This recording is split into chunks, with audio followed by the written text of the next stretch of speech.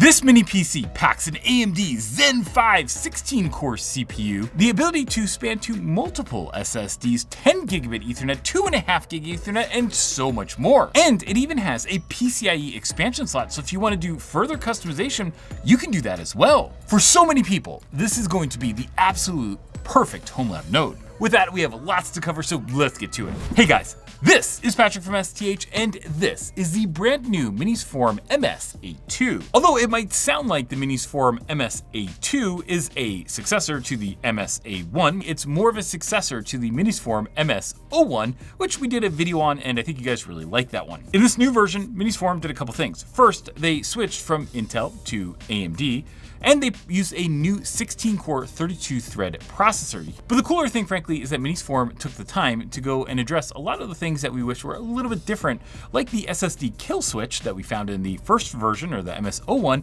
That's not present in here. We're gonna show you why in a little bit. And just real quick, pricing on these starts at about $639 for the bare bones, but then can go up to well over $1,100 depending on how you configure it. Now these systems are absolutely great, but there's also quite a bit online that's not exactly accurate, so we're gonna go clear up some of that stuff as well. And before we get into this, I want to say thank you to all the STH YouTube members who have supported the channel making videos like this possible. We plug a ton of stuff in here, and we're able to buy that with your support. So if you can help, please join down below. With that, let's get to the hardware. Okay, just looking at this overall system, you can see that it's roughly the form factor of one of the 1-liter PCs that we look at from HP, Dell, Lenovo. This is a little bit bigger, so it's not exactly the same size. It's like 1.74, so it's just under 2 liters. Looking at the front of the system, we have our power button, then we have a headset jack, followed by 3 USB Type-A ports.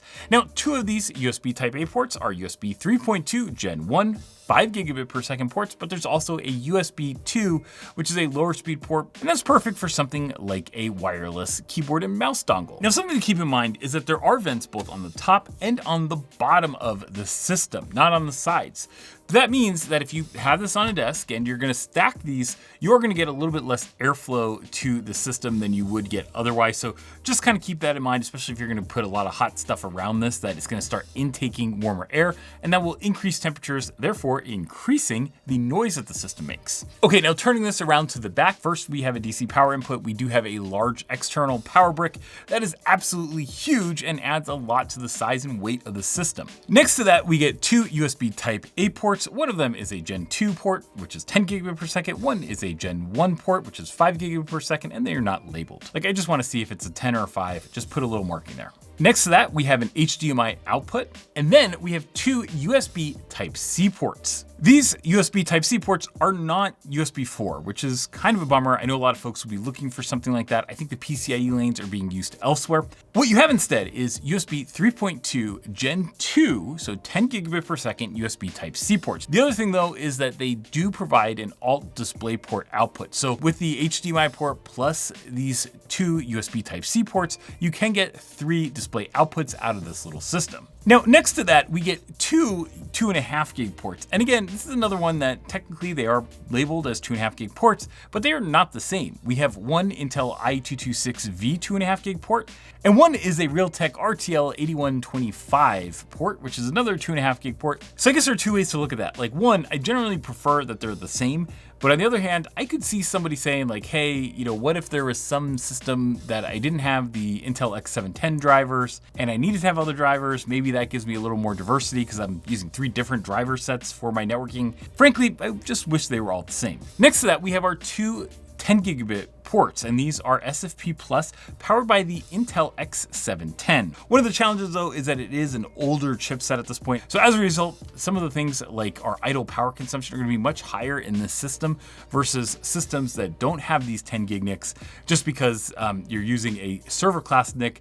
that's not really expecting to be at idle that often. A few years ago, I would have said that the Intel X710 is a little bit challenging from a driver support standpoint, but these days, I think you're probably gonna find driver support for the X710 before the Intel i226V because, well, it's just a older chip at this point, an older controller, so the driver support is generally very good. Okay, now let's get to some of the other exciting features. Like first, there is a low profile slot. Now, in here, we have a special card that Minisforum sent us. You do not get this with the standard package. Minisforum has an external Oculink enclosure, which we've looked at previously on STH, and you can go and put the little Oculink thing here and then get an external GPU if you just really want to have a fast GPU as well. But there is something here that is frankly one of my favorites, and that is just the serviceability here. You push the little tab and then you can just slide out the innards of the system. And once you slide this out, you have a dual-sided system. So you see that we have over here our memory, our AMD Ryzen mobile CPU, as well as our PCIe slot.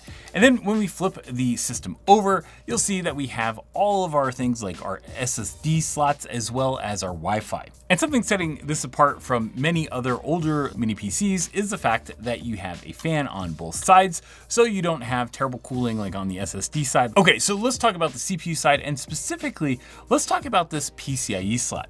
Now, this is one of the best features by far in the system because it allows you to have expandability in ways that you don't necessarily get if you had a system with fixed I/O. The reason for that is that you can see here we have that Oculink card. Another option though that we've tested the QNAP cards. We showed this with the MS-A2, but you can go and easily get 4-bay and 8-bay expansion units with a very inexpensive SATA card. Just plop that in and you're set. You also have options for the dual M.2 or single M.2 cards with something like 10 gig Ethernet. One of the challenges though is that just fitting the card in here can be a challenge, frankly, especially if you have like SFP28 or SFP plus cages, just because you run into some clearance issues with this little overhang here. Also, the way that you get the little nub in here and you have to unscrew it and stuff to be able to get the card in is just not my favorite. It wasn't my favorite on the MS-A2 and it carries over here. Now on the STH forums, we have a whole thread with cards that have worked in this and some of the things like those clearance issues with specific cards. I'm just gonna go link you the resource so you can go check that out. Okay, now aside from the PCIe slot version, we also have our memory and our CPU here. Now something else I'm just not a super big fan of is the fact that the fan is held in place by these 3 screws. It's just kind of a bummer that you can slide this entire thing out, but then you need a screwdriver to actually go and access stuff. And underneath, you're gonna see something fun that we tested. In here, you're gonna see that we have 96 gigabytes of memory, but you might notice that there are extra memory chips. We installed 2 48 gigabyte ECC unbuffered SODIMMs and also booted with the 48 gigabytes of memory, which is always nice. The challenge, of course, is the fact that when we looked at it, the ECC memory did not work. Now, we have a little guide, of course, on the STH main site if you want to go see this. But of course, I was kind of wondering, like, you know, the ECC DIMMs work, the ECC function on them does not work, but I was kind of wondering if it's a system limitation or, you know, what's going on here. And when I was at Computex, I actually ran into the product manager for these products.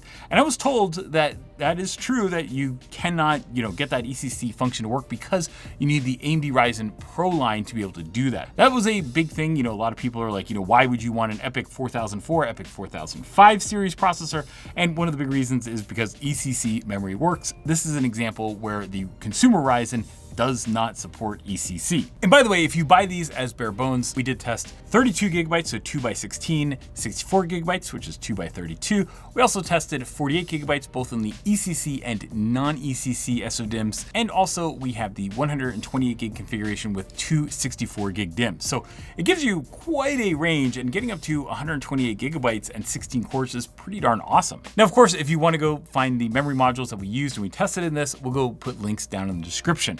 Now, something I wanted to show really quickly, and it's a little bit easier to see with these 64 gigabyte modules, so 120 gigs from Crucial, is you'll see that the memory sockets are actually oriented. So one is kind of face up, one is face down. The reason that that's important is because if you have single-sided DIMMs, that means that one side will actually have the chips cooled by the fan pretty easily, but the other side will be sitting there between the PCB of the SODIMM and the motherboard. So it's just kind of a bummer that they're not both the same direction, but on the other hand, at least in the DDR5 generation, they are not using that much power where it's an issue. And on the subject of that AMD Ryzen processor, there are 2 options. Now, both of these are 16 cores and 32 threads. The lower end option is the AMD Ryzen, the 7945HX.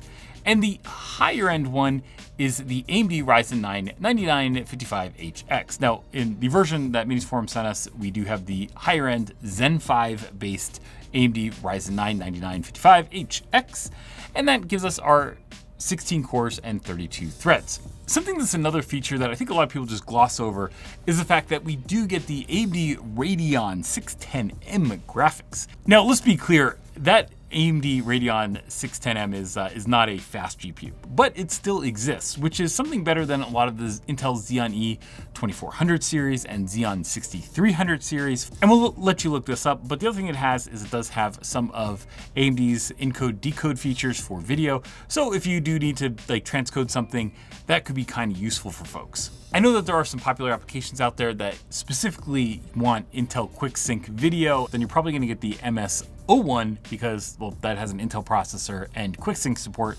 whereas this is an AMD GPU. And one other thing is that all 16 cores are Zen 5 based cores.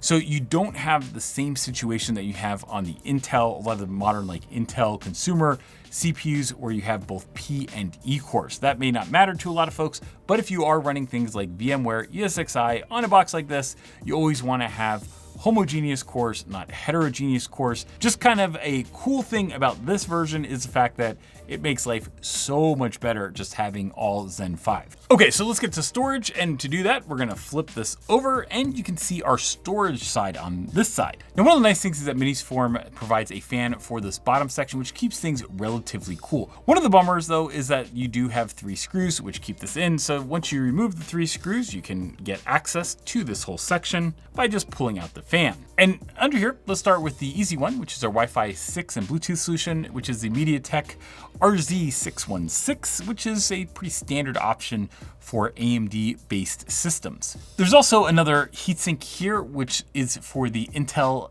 X710 NIC for our SFP ports, which are 10 gig ports. So you see it needs its own little heatsink under this, and it's also cooled by this fan.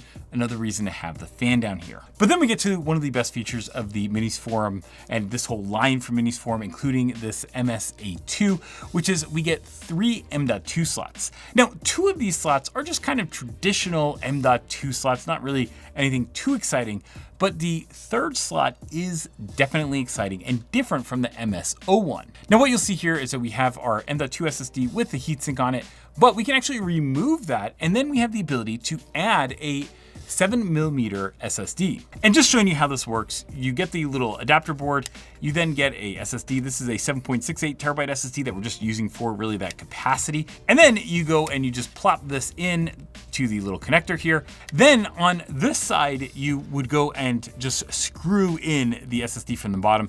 It has 4 screw holes. Frankly, if you use 2, it's not a big deal. Now, I just pulled out the MS-A2 and the MS-A2 U.2 adapter boards. On the MS-A2, to power a U.2 SSD, which takes a different power than the M.2 that you might put in there otherwise, there's a little switch, and you have to pick U.2 or M.2, and if you pick wrong, or if you install the wrong one with the switch in the wrong position, that means you are most likely going to fry a SSD, or you have at least a chance to because you're putting the wrong voltage into it. To fix that, Minisforum has a relatively simple answer, and that is on the MS-A2's version, you have this, which is a little power cable. Now, this little power cable goes and installs on the motherboard. And so you put it in here like so, and then you go and you put this into the system, and you all of a sudden have a 7.68 terabyte SSD or whatever capacity you want in this slot. And you can install this and still have access to 2 more M.2 slots, giving you a total of 3 SSDs just on the side. And putting this thing back together is as simple as just sliding it in, hearing it click, and you're ready. Absolutely, again, that's an awesome feature. I love the serviceability of this. I just kind of wish that both on the memory side as well as the SSD side, there weren't screws, because it just feels like this would be better if it was all toolless. Okay, so one of the coolest things about this is the fact that it is using a Zen 5 processor. Now, you can configure the TDP, but we just left everything as default because I think that's how most folks are going to use it out of the box. But speaking strictly of the performance of this is really good. In fact, it's somewhere in the same realm as maybe a 12-core AMD EPYC 4004 series processor, even though it's a mobile part and you have 16 cores. Although they're not the highest performance or lowest performance cores, they are pretty darn good, especially since we're essentially using a a notebook GPU in here. And I did want to point out real quick, we're going to use Geekbench and just kind of show you the difference of performance of this versus like a modern laptop processor with a better GPU than that Radeon 610M. And you see it's a huge delta. The reason for that delta, of course, is because, well, frankly, this is not meant to run graphics or like high-end gaming on the integrated GPU. This is really just meant to go and provide a desktop and some output, as well as the accelerators for your media encoding and decoding. But from a performance perspective, you are able to go and run your SSDs at PCIe Gen 4 speeds. You also have the ability to use all the NICs and all that kind of stuff. So it is a actually really good system with a lot of capabilities built in. With that, let's talk about the power consumption and noise. Okay, so let's talk about the power brick here. This is a 240 watt power brick, certainly not small by any means, and considerably different than something like a Mac Mini where, you know, this power would be integrated also like a Mac Studio. Some folks really like that. Other folks prefer the integrated ones, and there are cases for both. I know you guys will let me know in the comments. The fact is that you might think that 240 watts in a CPU that's like this would be silly, but it's kind of not actually. Our idle power consumption isn't in that kind of normal 5 to 9 watt, maybe 10 watt range. Instead, we're seeing, even at the low end, we were getting maybe like 24, 25 watts, but depending on how you configure it, you can easily get into 35 watts, even up to like 40, 45 watts at idle. So I do think that, you know, just something to keep in mind is that, especially as you kit this thing out, because if you see the expandability, like, oh, I want to go add more M.2 SSDs, I want to go add another, you know, PCIe card or something like that, you can pretty easily get to a system that is using a decent amount of power. The other thing though is that when you go and you run this thing under load, I mean, it's very easy to get this thing over 130, 140 watts. And frankly, when this thing is fully configured, you can see why this comes with a 240 watt power brick, because I could definitely see folks hitting, you know, 200 to 240 watts pretty easily actually with the system. Now, in terms of noise, in our 34 dBA Noise Floor Studio, this thing was running around 38, 39 dBA kind of at idle, but then it would get up into 50 dBA territory when it was running under load. So I just want to point out that it is not a silent system. There are folks out there saying it is silent, but it is pretty clearly not. There's nothing running on here, so it should be running at idle right now. I'll let you hear this real quick. And here's a little bit louder of a ramp. So if you're gonna stick this on a shelf or desk or something like that, is this annoying from a noise perspective? Not at idle.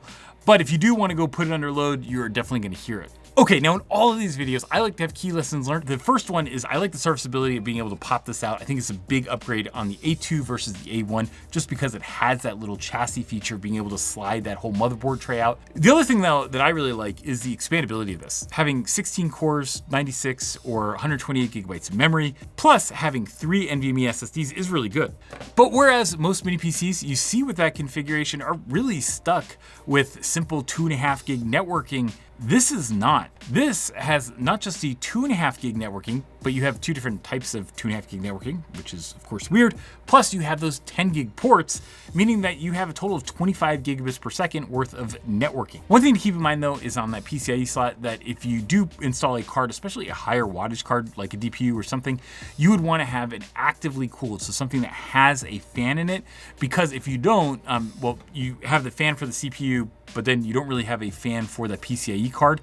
So you do get a little bit of airflow through there. So if you have something that's low power, it's not really an issue, but if you do have a higher power card, something to just keep in mind. Now, price-wise, the AMD Ryzen 7945HX is much less expensive. The bare bones on that is only $639, which I think is frankly great. That would be the one that I would probably pick if I could, because well, I'm just cheap. That's really the reason. Sorry, actually, my wife calls me cheap. I would say I'm frugal. If you do step up to the Zen 5 version with the Ryzen 9955HX, well, now you're at $869, which is, you know, it's a pretty big jump, frankly, for that Zen 5. Now, of course, especially if you're running like AVX 512 workloads, you're gonna want that Zen 5 because that's where you see just enormous performance gains.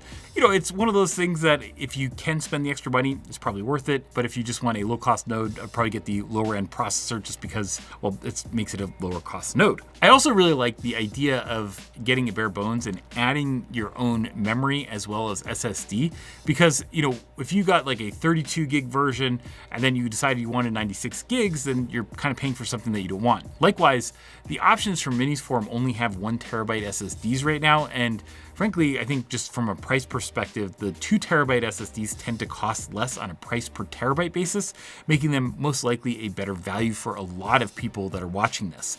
Also, 4 terabyte SSDs are becoming pretty darn decent in terms of their price per terabyte, to the point that I think a lot of folks will look at those in the system. And then to me, there's the elephant in the room. If you want to go run an external GPU, you can do that with this Oculink and also getting the Oculink dock and then putting a GPU in there. And sure, that works pretty well, but then you end up with this just giant setup. On the other hand, if you don't put a GPU in this, then you're essentially saying that this is a traditional infrastructure. You're not going to be doing AI in this, because although you have instructions like VNNI and what have you for CPU-based and those kind of things, you don't necessarily have that kind of high-end GPU like you see with things like the AMD Ryzen AI, that Max Plus 395. That thing is going to be significantly more expensive, but on the other hand, a lot more capable in terms of AI. So I think that these days, if you just want to run virtual machines and containers and stuff like that, and I think this is a really good platform, but if you do want to go and do AI work, then you're probably going to be looking at some of the other options that are in the market, especially these days. And also, if you're just looking for a basic desktop PC, you don't need that 10 gig or something like that, I would get something other than this, because I just think that a lot of those mini PCs idle at lower power consumption. They can be quieter, they can have some kind of cool features like USB 4, which you don't get here. Also, you don't get Thunderbolt ports, and you also don't get a built-in Oculink, right? You have to have a card for that. And by the way, if you want that ECC memory support, then really you should be getting the EPYC 4004, EPYC 4005 series. You can get a lot of the performance and a motherboard that has more expandability and stuff in that form factor, although you're going to end up building something that's larger than this. So I think from a compactness perspective, this is really good. For a lot of people, this is going to be the perfect Homelab node. For other folks that have different requirements, maybe not. I think another really good use case for this though is also if you want to run a storage node or a converge node where you can run VMs because it's a Homelab and you also want to have some storage. One other thing that worked great in this, if you want to run something like Ubuntu or just another Linux server, you want to run Proxmox, it works great. And also, if you just want to run Windows, we're running Windows 11 on this, no problem. And there are folks that don't want the complexity of having a Linux server. I know a lot of folks that are watching this have no problem with that, but other folks just want a Windows desktop and to be able to create a share or do something on a Windows desktop, and that works on this as well. And I mentioned earlier that I met the product manager for this whole segment at Minisforum, and they're a huge Homelab fan. It is great to see enthusiasts running products like this, because I think it just comes up with like better products at the end when the folks that are running them are not just doing it as a job, but they're actually passionate about the segment. But hey guys, this is just my set of key lessons learned. I know you guys are gonna have your own, so please drop those in the comments. But if you did like this video, well, why don't you share it with your friends and colleagues, but also give it a like, click subscribe, and turn on those notifications so you can see whenever we come out with great new videos. As always, thanks for watching. Have an awesome day.